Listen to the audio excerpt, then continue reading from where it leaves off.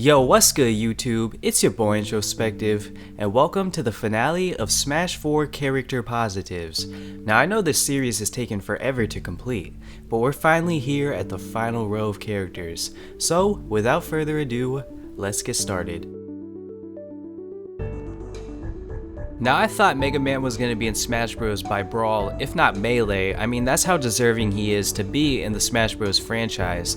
And I was so excited when he was finally included in Smash 4 because Mega Man is one of my favorite video game series. I love Mega Man so much, and he's just so true to his original games in this game that it's actually pretty flawless. I love the way that Mega Man plays. I love how he incorporates all of his moves from the Robot Masters that he defeats in the Mega Man series, and it's really fun, it's really technical.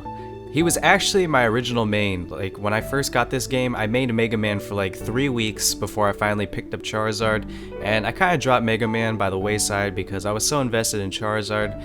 But that just goes to show how excited I was for the character to come out, and now that we're seeing what Mega Man can really do through people like Kamemushi, obviously, it's pretty apparent that he is way better than everyone thought. He has the high tier potential for sure, and well, like top 20 potential, I'd say. And he's very cool. He does all the footstool combos, he does the Metal Blade stuff. I mean, Mega Man is just an expertly designed character, true to his roots, and I'm super glad that he's in Smash Bros. Now because when I use Mega Man, it's kind of like I'm playing 2 games at once, you know? And it's awesome. 2 of my favorite franchises blending together. Yeah, Mega Man is the shit.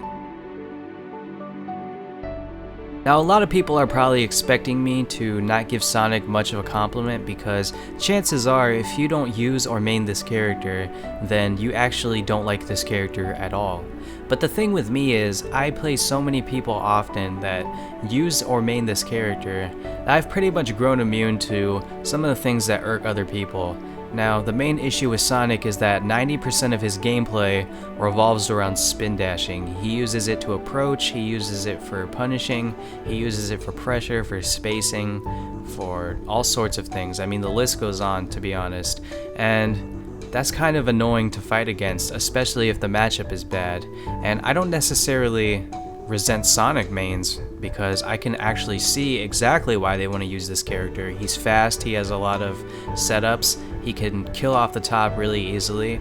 I mean, the list goes on for reasons why you would want to use Sonic, and I can see why he's fun for a lot of people. I mean, people just like fast characters. So I don't really resent Sonic mains at all, actually. I resent the fact that Sakurai decided to design a character that pretty much revolves around one thing and make that one thing really, really good, especially in a lot of matchups.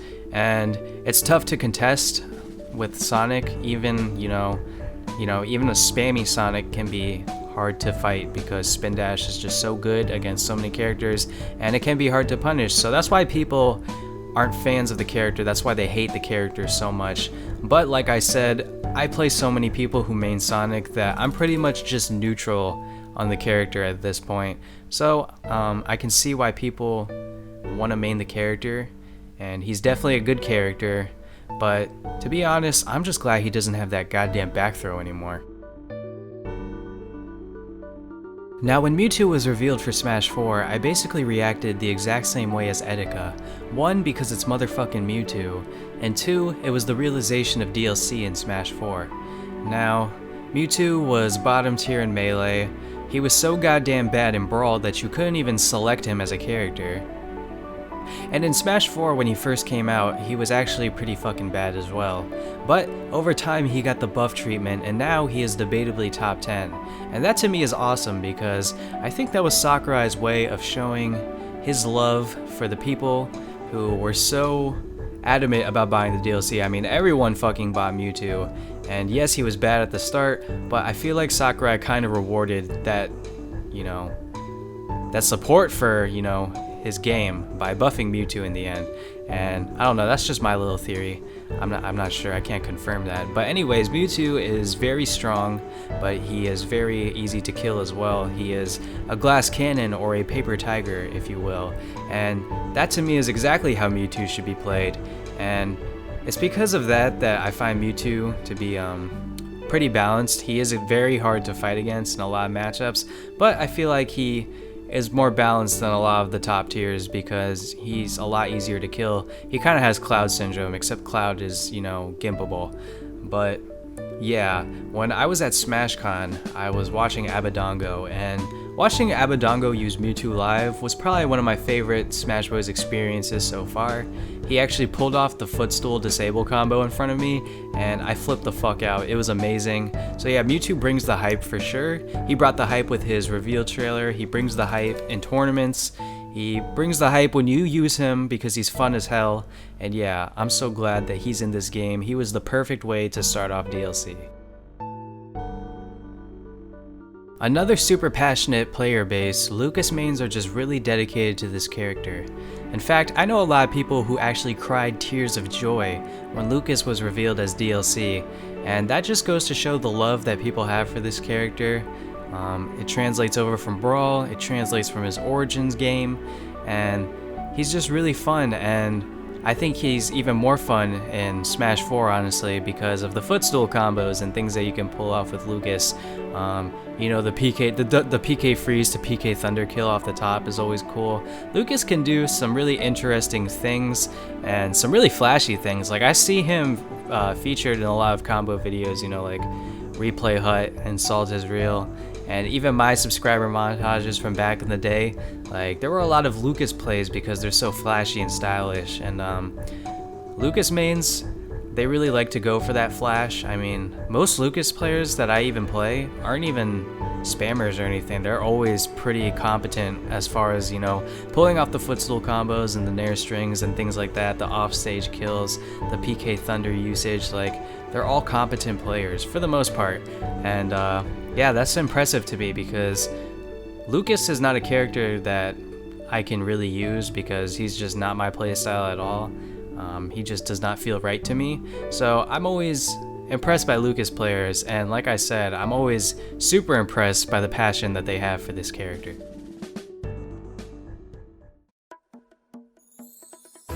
Now, Roy is this kind of wildcard type of character where it's so easy to just end his stock immediately, but at the same time, a good Roy with the proper spacing and punishes and pressure can really just be a tough threat to deal with.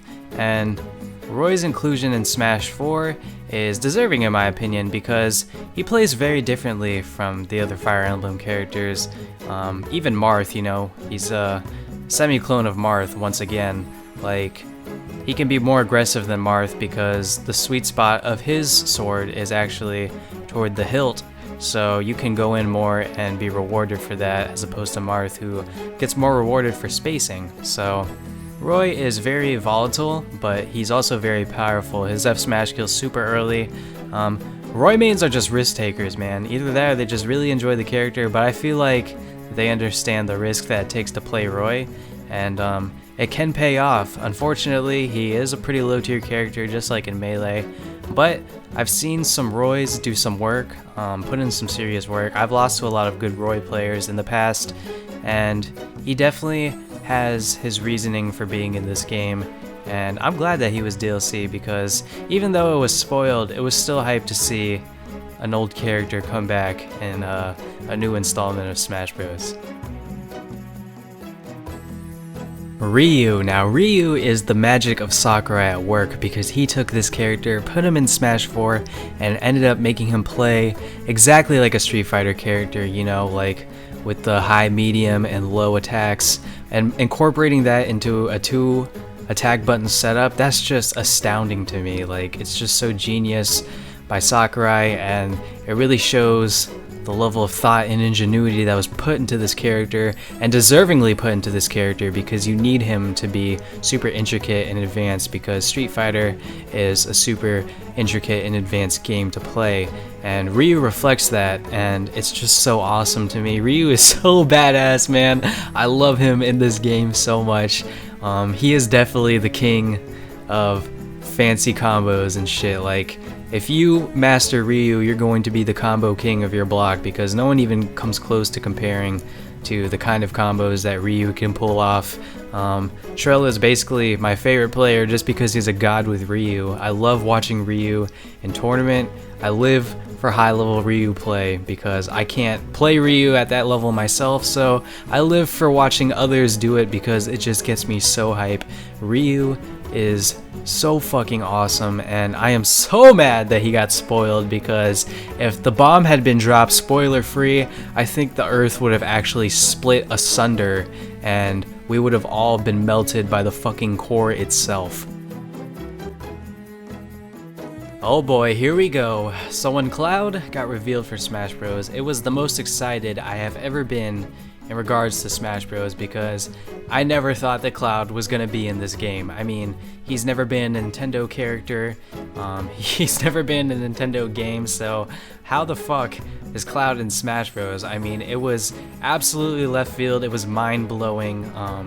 Yeah, it was one of the greatest moments of my video game life, but then Cloud came out and I started using him. I had a lot of fun using him. I still have a lot of fun using him, but he got a lot of complaints because he is obviously very good. His neutral is very good. He has extreme kill power, extreme juggling ability. His disjoints are so good. His frame data is amazing, but he can be gimped very easily.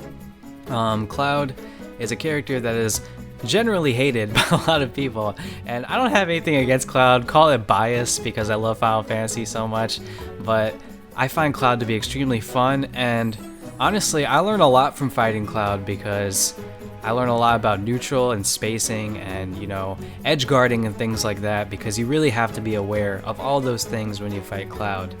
Mewtwo King's Cloud is one of my favorite things to watch in professional Smash Bros. It's always hype. I don't think anyone can deny that watching a high level Cloud is actually pretty fucking hype.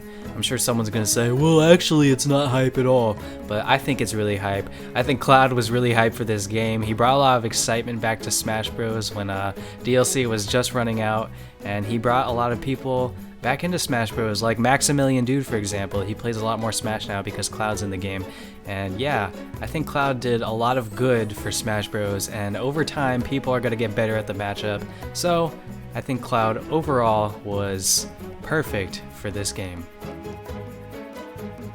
Now I like Corrin because they are your classic fundamentals character. They reward you for being fundamentally sound. It's kind of like Melee Marth in the sense that Melee Marth is a great character and Corrin is a good character, but they reward you for just playing the game how it's supposed to be played. Like, you don't have to do anything super fancy with Corrin generally to be good with the character and get results with this character, and that shows that the character is very well rounded. Corrin has a good neutral, good aerials, great range, great juggling ability. The only thing they lack is ground mobility, and their recovery can be gimped pretty easily, but it's not nearly as bad as some of the other characters who have the tools that Corrin has. So overall, Corrin is a very good character, and I think Corrin's pretty underrated, and I really don't have any problems with this character now that their counter was nerfed. I mean, that was the only thing I said needed to be toned down, and it got fixed, and now, yeah, I have no problems with this character. I know a lot of people hate fighting against Corrin, but I mean, I really don't have a problem with it, and Corrin mains, yeah, they're generally just pretty good fundamental players, so yeah. Now, Bayonetta won the DLC poll, so obviously a lot of people wanted her in this game, and I personally was actually excited as well when I finally saw her, but this was before we all knew that she was absolutely broken. But now that she's been nerfed, I gotta say, Bayonetta is one of the most exciting and hype characters to watch and play as, because she's not just the zero to death anymore. You actually have to play her fairly, and it's really cool because Bayonetta still has a lot of amazing combos and really stylish things, and I love watching Pink Fresh use Bayonetta. Like, I saw Pink Fresh vs Mars at, I think, Skatar Saga, and it was probably the greatest Smash 4 set I've ever seen, and it involved Bayonetta. So to me, Bayonetta is extremely hype, extremely cool, extremely sexy, and yeah, she was a good DLC character, man. I mean, I know a lot of people wanted different characters for DLC, but I can't complain with Bayonetta, especially now that she's been nerfed. Now, I can't speak much on the Mii Fighters because I don't know too much about the characters themselves, but I will say about the players that I absolutely respect these guys because they don't play the Mii Fighters for you know, tournament results or because they're good or on top of the tier list or anything. They use the Mii Fighters because they just love to main the Mii Fighters. They enjoy the characters, and that's the thing, man. It's like a lot of people don't even take them seriously, unfortunately, because of the characters they use. They can't even play in a lot of tournaments with their main, but that doesn't stop them from using these characters, and that's my whole thing with Smash, is like, use who you love and have fun doing it. And Mii mains definitely exemplify that principle, and for that, I truly respect them. And of course, random mains. Obviously, you guys deserve a lot of props because you could play every character in the cast with no bias or resentment toward anyone, you have fun with everyone, and it just goes to show that you actually just love to play this game. I mean, you enjoy everything that this game has to offer. And I personally can't do that because I don't like a lot of the characters to play as, and I'm not good with a lot of the characters. So I actually, yeah, give you guys a lot of props for being able to use everyone. But anyways, that is the end of Smash 4 Character Positives. Thank you guys so much for watching this series. I think this was a nice little way for me to do something more chilled and make longer videos with more commentary. Now that I'm done with this series, I'm ready to move on to other things, and you guys are going to be seeing that within the next week or so. So yeah, I'm excited to share my content with you guys as always. Thank you so much for always watching it, giving it likes, commenting. It means the world to me. I will see you all in the next video. Have a great day. Deuces.